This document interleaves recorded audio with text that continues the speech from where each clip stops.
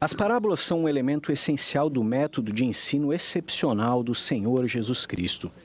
Em resumo, as parábolas do Salvador são histórias utilizadas para se comparar verdades espirituais com coisas materiais e experiências mortais.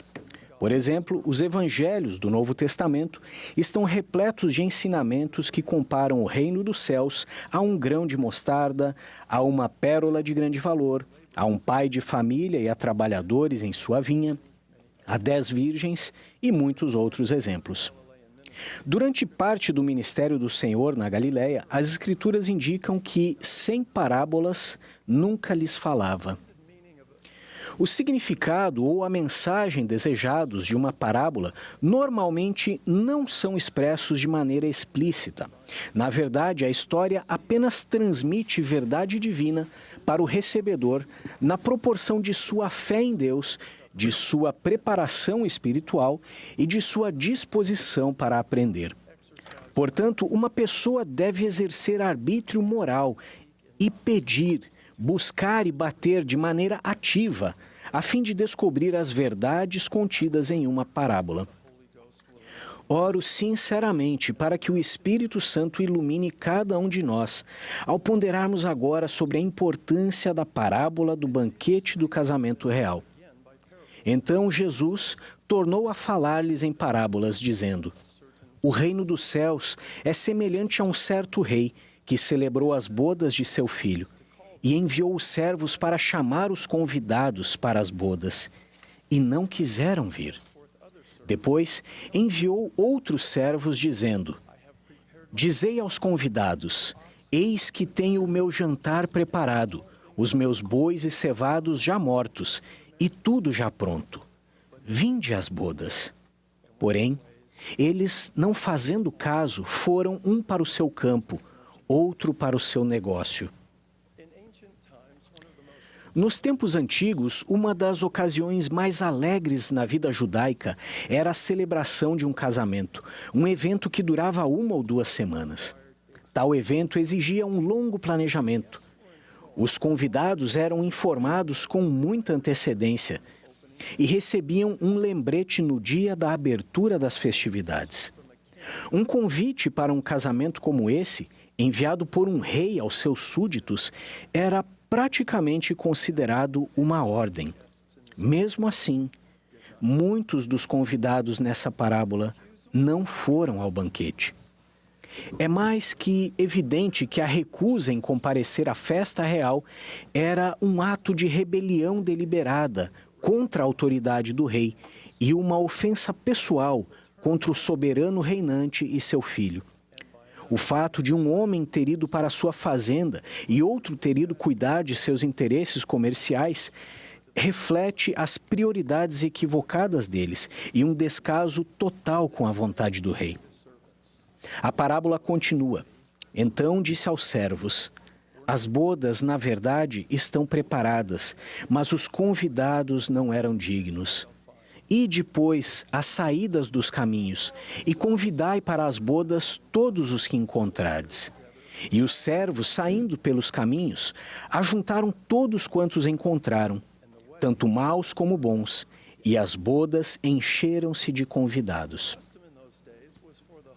Naquela época, a tradição era de que o anfitrião de um banquete de casamento, nessa parábola, o rei, fornecesse roupas para os convidados. Essas vestes de bodas eram túnicas simples e discretas que todos os participantes usavam.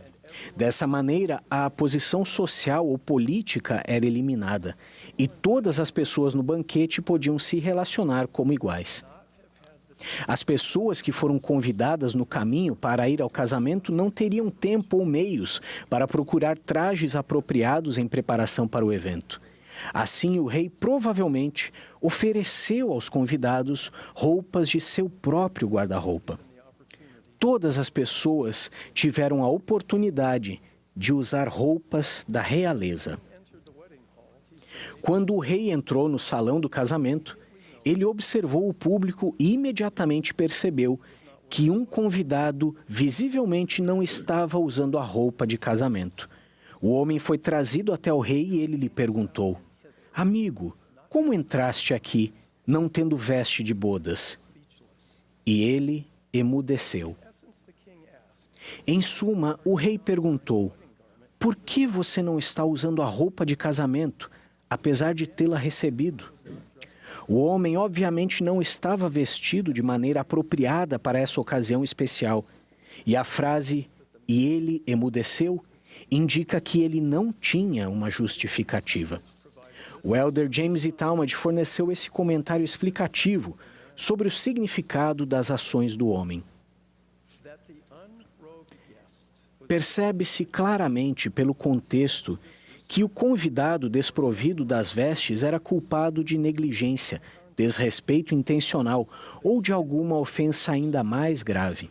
O rei, a princípio, fora amavelmente cortês, perguntando apenas como entrara o homem sem as vestes nupciais. Tivesse o convidado sido capaz de explicar sua aparência diferente, ou tivesse ele qualquer excusa razoável a oferecer, ele certamente falaria. Mas é-nos dito que permaneceu mudo.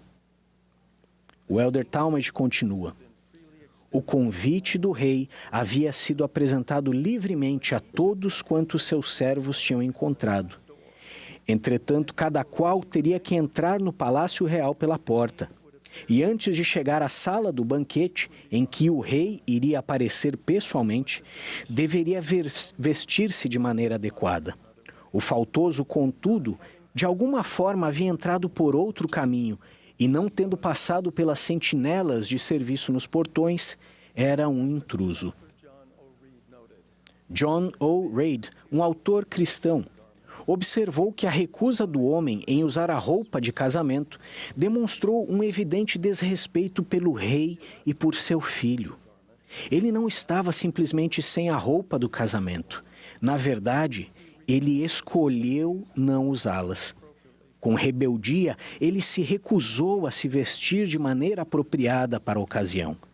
A reação do rei foi rápida e decisiva. Amarrai-lhes os pés e as mãos, levai-o e lançai-o nas trevas exteriores. Ali haverá pranto e ranger de dentes. Irmãos e irmãs, o julgamento do rei em relação ao homem não teve inicialmente com base a falta de uma roupa de casamento, mas o fato de que, na realidade, o homem estava determinado a não usá-las. O homem desejava ter a honra de participar do banquete de casamento, mas não queria seguir a tradição do rei. Ele queria fazer as coisas à sua própria maneira. A falta de roupas apropriadas revelou sua rebelião interna contra o rei e suas instruções. A parábola então termina com esta tocante escritura: porque muitos são chamados, mas poucos escolhidos. Curiosamente, Joseph Smith fez o seguinte ajuste nesse versículo de Mateus, em sua tradução inspirada da Bíblia. Porque muitos são chamados, mas poucos escolhidos. Porque nem todos estão com vestes de bodas. O convite para o banquete de casamento e a escolha de participar do banquete estão relacionados, mas são diferentes. O convite é destinado a todos os homens e a todas as mulheres. Uma pessoa pode até aceitar o convite e comparecer ao banquete e, ainda assim, não ser escolhida para participar, porque não possui a roupa de casamento apropriada, da fé para a conversão no Senhor Jesus Cristo e sua graça divina. Portanto, temos tanto o chamado de Deus, quanto a nossa resposta individual a esse chamado. E muitos podem ser chamados, mas poucos serão escolhidos. Ser ou tornar-se escolhido não é uma condição exclusiva conferida a nós. Na verdade, vocês e eu, em última análise, podemos escolher ser escolhidos por meio do exercício justo de nosso arbítrio moral. Observem a utilização da palavra escolhidos nestes conhecidos versículos de Doutrina e Convênios. Eis que muitos são chamados, mas poucos são escolhidos. E por que não são escolhidos? porque seu coração está tão fixo nas coisas deste mundo e aspiram tanto às honras dos homens. Acredito que a implicação desses versículos é direta. Deus não tem uma lista de favoritos, na qual precisamos ter esperança de que nosso nome será acrescentado algum dia. Ele não limita os escolhidos a umas poucas pessoas. Em vez disso, é nosso coração, nossos desejos, o fato de honrarmos nossos convênios e ordenanças sagrados do Evangelho, nossa obediência aos mandamentos e, principalmente, a graça e misericórdia redentora do Salvador, que determinam se somos contados como um dos escolhidos de Deus, pois trabalhamos diligentemente para escrever, a fim de persuadir nossos filhos e também nossos irmãos a acreditarem em Cristo e a reconciliarem-se com Deus, pois sabemos que é pela graça que somos salvos, depois de tudo que pudermos fazer. Em nossa atarefada vida diária e na comoção do mundo contemporâneo em que vivemos, podemos ser distraídos das coisas eternas que mais importam, ao darmos prioridade ao prazer, à prosperidade, à popularidade e à proeminência.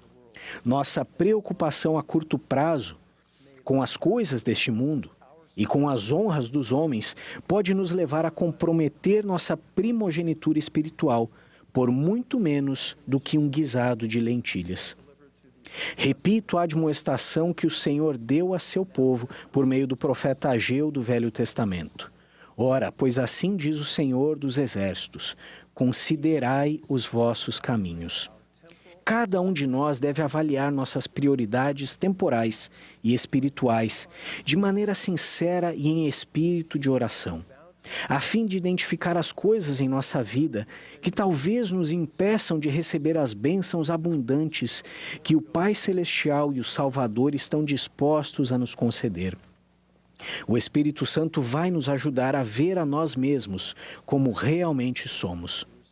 Ao buscarmos de maneira apropriada o dom espiritual de ter olhos para ver e ouvidos para ouvir, prometo que seremos abençoados com a capacidade e o discernimento de fortalecer nossa conexão por meio de convênios com o Senhor vivo. Também receberemos o poder da divindade em nossa vida e, por fim, seremos chamados e escolhidos para o banquete do Senhor. Desperta, desperta, veste-te da tua fortaleza, ó Sião, pois Sião deve crescer em beleza e em santidade. Suas fronteiras devem ser expandidas, suas estacas devem ser fortalecidas. Sim, em verdade vos digo, Sião deve erguer-se e vestir suas formosas vestes. Com alegria, declaro meu testemunho da divindade e da realidade de Deus, nosso Pai eterno, e de seu Filho amado, Jesus Cristo. Testifico que Jesus Cristo é nosso Salvador e Redentor e que Ele vive. Também presto testemunho de que o Pai e o Filho apareceram ao menino Joseph, assim iniciando a restauração do Evangelho do Salvador nos últimos dias.